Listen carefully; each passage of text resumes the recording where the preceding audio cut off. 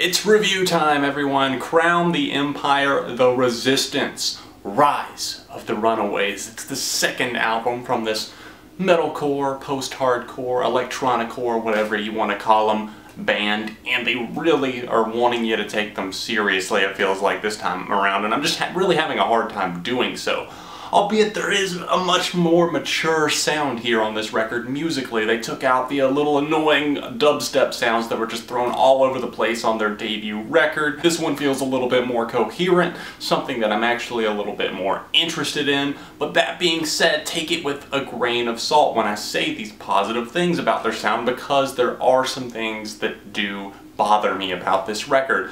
A lot of those things fall under the category of cheesiness just because of the overarching storyline that we're following here on this record. Obviously there was the fallout, and now there's the resistance, again the runaways and the rebels who just aren't gonna do what they say, and the evil government and all of this. There's a character, Johnny, who springs up once again here in this new chapter of the Crown the Empire book. It's just, at this point, it's a little bit stale, mainly because I've heard this story told so many times, and it feels a little bit too much like Wretched and Divine, the story of the Wild Ones from Black Veil Brides, which just came out last year. I'm definitely not opposed to bands trying this when they can actually make a storyline work like that, and this is a concept record, not maybe like your typical one, because it's a little bit more, I guess, science fiction, post-apocalyptic, but then again, so was Danger Days from My Chemical Romance in a sense, and they totally nailed it. Don't think that I hate this record or even dislike it that much. It's just a little bit hard for me to get past the lack of authenticity I feel from these lyrics, I feel it from the music, I just feel like it doesn't ever totally take a grip on me. But all of this being said, there are a lot of praiseworthy moments here on this album, and things that I want to talk about. I have to compliment the band for stepping in a much better direction musically this time around. This new album has a lot of nu metal and hard rock sounds on it, and I find that a lot more interesting than just straight up metalcore, the same riffs getting played to death over and over again. I think that it's apparent on tracks like Call to Arms, at least the second half of that there's actually some interesting things going on here. The guitars have this tone going on with them. You can hear it on songs like Machines as well. The screamed vocals in the second half of Call to Arms, that track I just mentioned, are pretty noteworthy. I thought they led so well into the track Initiation, which was one of the singles from this record. And that track I'm not really that particularly fond of, although I do like the mix of rock and electronics there on that one. It felt like they had a nice mix musically, but the problem I have with the track is in its subject matter. The lyrics are totally the downfall of a lot of this record. Just the fact that some of them feel very forced, not coming from a genuine place, and while I realize that they're not writing about their own personal struggles here, still. I often find myself really just enjoying the instrumentals of this record more than really anything else. They stand strong as a whole, whereas like the vocals at times feel a little bit passionless, they get a little bit weaker in certain songs. More often than not, the problem I might have with a song on this record is because of the lyrical message or even the vocals. There's a track called Millenia that totally caught me off guard. It's a surprisingly human moment in an album that's just so, well, not.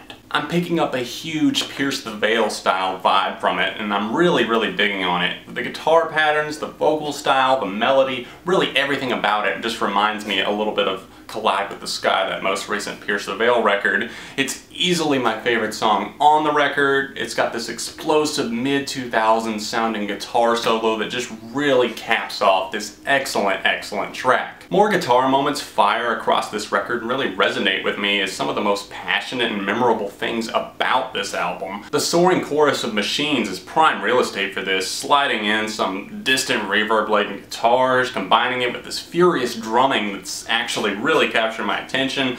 Phoenix Reborn also includes this powerful guitar solo that really matches the rest of the song's energy and makes it a highlight on this record. The album sadly never totally grabs a hold of me though, because of tracks like Monster, Bloodline, and Second Thoughts that really just cause this album to stray from its semi-solid musical premise and playing the ever-prevalent game of genericism, or generics. Monster thrives off of repeating boring riffs and screaming harshly about how one has turned into a monster and doesn't even know themselves anymore. I've never heard that song before. If its painful lyrics weren't enough to do it in, then rest assured that it's facepalm worthy breakdown is. Cuts like Me and Johnny's Revenge have this dark and evil, sinister, dark carnival feel about them that actually totally surprised me in a good way. I really like whenever bands can kind of create that atmosphere that actually makes you feel and think that you're kind of in a different place. It's perhaps a bit over the top, but I can't help but enjoy the theatrics that are going on, especially on Johnny's Revenge. Fans really seem to be pleased with Johnny's Revenge, and I can understand why. He's a very popular character in the Crown the Empire universe, and this is definitely one of the best tracks on the record. It's got this sinister laugh in the beginning and everything opens up.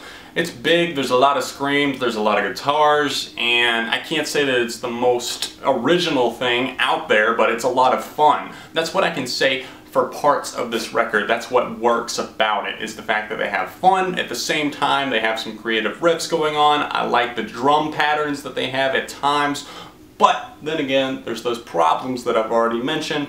Overall, I can't say that I'm like in love with this record, but it's definitely one of the more crowd-pleasing and entertaining metalcore or post-hardcore or whatever you want to label this album as records of this year so far. What are you guys thinking of it? Personally, for me, it's a 3 out of 5. Let me know your thoughts on the new record, The Resistance, Rise of the Runaways, in the comments section down below. Of course, you can send me stuff in the mail now. You guys know that, right?